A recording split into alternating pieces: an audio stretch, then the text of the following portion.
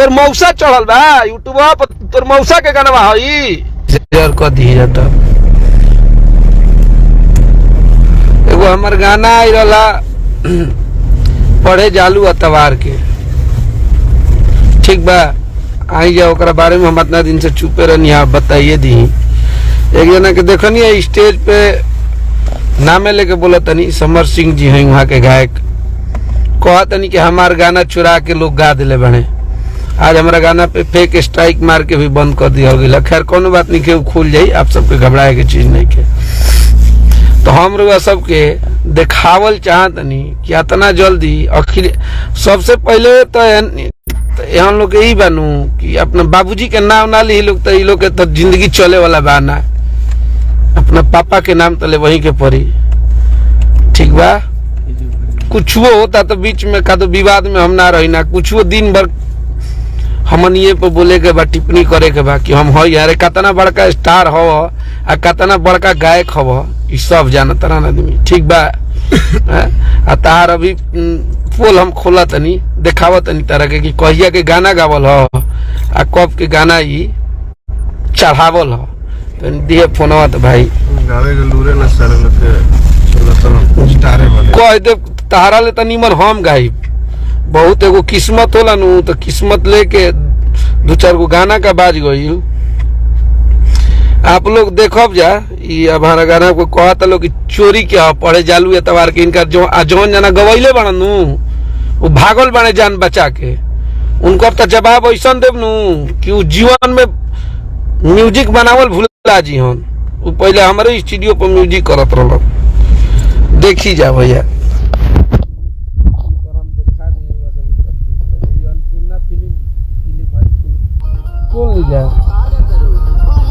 खेसारी भैया के आवाज में गाना 4 महीना पहले चल बड़े। दादा के बोले में लाजो नहीं खेला गत कि अपना बाबूजी के नाम लेवे में, बाबूजी के बारे में बोले में यानी कि लाज नहीं खेला गत कि तोहनी के मर जीवो से 7 जन्म लेवो से तब उनका के छोड़ ना, तो अखिलेश कश्यप के तोहनी के बराबरी ना हुई। चोर 5 महीना पूरा, हाँ 5 महीना पहले के गाना जोन गावल चढ़ल बा हमारा पर, मार के स्ट्राइक रोआ देले रहनी, तब तो हनी के आदत ना रो गिड़गिड़ात रहन सकुल ही। हाँ अब की बारी मारब तक क्यों जना बचावे ना आई है। देखो तनी कि को जगह चढ़ावत रहा, को जगह बंद करावत रहा हमरा के, देखो तनी तारा लोग घबरास मत। अभी मंच पर बहुत बोले के शौक बाकी हमार पूरा पब्लिक देखले बा। अब भैया आप लोग देख के सपोर्ट करी जाई। ये हुए हमें जे खेसारी लाल यादव के चलते इनका के 10 लोग मार्केट में जनल हस, वो घरी भैया रहलन, वो घरी भैया के बिना नींद ना आवत रहे, भैया के गोदी में ना सुतब, भैया के बिना ना रहब तो नींद ना आई। ए बार भैया इनकर का जाने कौन गेहूं काट देले बने कि भैया दुश्मन हो गइल बने, बड़का गुंडा हमें। तो बाबूजी के सामने नु तने भाई तू करनु कि चलो एक जन्म ना 10 गो जन्म लेवे के पड़ी नु तब तारा छुट्टी। वो गावे आई कि ना तारा तो निमन हम गा देव। काहे ना आज तक ले बाजते बात, काहे ना पंच लाइन कोनो अपन गा के बजा लेला हव, बड़का गाय के हव लोग। तो काहे पंच लाइन हमेशा लड़किए के रहता, अब वही पर फुटानी नानी के आगा नानी औरा के बखान चलता। सुधर जा लोग। अब बहुत स्ट्राइक मारे के शौक जागल बनू तो सिखा देता नहीं तारा लोग स्ट्राइक। घबरा लोग मत, आपके पारी देखो नहीं कि तार कौन माफिया कौन गुंडा तार फोन करता ना कौन जना हटवावता। घबरा मत तू। मंच पे कहता कि चुरा के हमारे गाना गा दिला। 3 गो चोट्टा ये गाना चुरा के गाया है।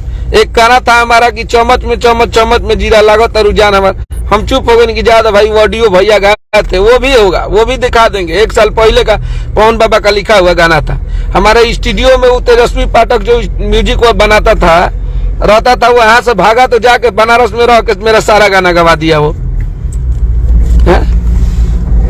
अरे चोर तो हनी क्या होता ना कि अखिलेश कश्यप में परतर कर बस रे, चलते रास्ता गीत लिखिला, चलते रास्ता बनाइला। तोनी के दूसरा के चोरी चोर कहता सो, तोनी से बड़ा डकैते धरती पर केहू बा? चुट्टा कहीं क्या। एगो गाना निखे बाजत को वो जीवन में एगो बाज गइल वही पर रोटी तुरंत तारा। अब भइल बड़न बड़का गाय कहीं रोज महीने महीने हिट दिया था, तब वो आइल बड़ा तुलना करे। गढ़ा गंगा जी में तुलना होता है, मत कही बतिया होता रहो यार। नईखन आदमी बोलत शांत बड़न मैं गर्मी ठंडा हो जाई।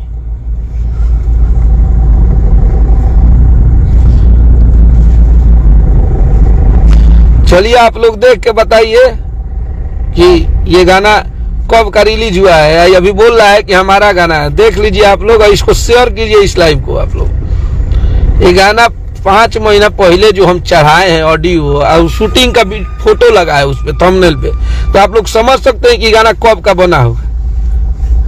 चोरी के एगो हद होला। अरे डकई तू अभी लाज एगो बा कि ठीक बा भाई गलती कइले बानी त तनी लाजो लागेला। लाजो नहीं खेला गती चोरवन के खुलेआम कहते हमारे घर खुलेआम कहते कि हमारे। अरे बैला तोर कहाँ से अरे तोर मौसा चढ़ल बा यूट्यूब पर, तोर मौसा के गाना हई 5 महीना पहले तोर मौसी आके चढ़ा दिले रही है। के चढ़ले रहा गुंडा हवा छोड़िए दिलन पटना बिहार शूटिंग कहलो ही घरी से जब से गई रहो होटल ओकर बाद अब ना पटना में शूटिंग करवा गई। बहुत बड़का गुंडा भइल बड़ा, चोरावतो बड़ा सा तो के लाजो नहीं लागत रे चोर। मैं तारा छूटी घबरा समझ गाना बाजत नहीं तो कोनो उपाय लगावत आ कुछ होता तो खेसारी लाल यादव बन ऐसा ही मुंह शरीर लागेला। तारा दिन से नईखन बोलत आदमी इज्जत करत रहा, इज्जत पचत नहीं खे।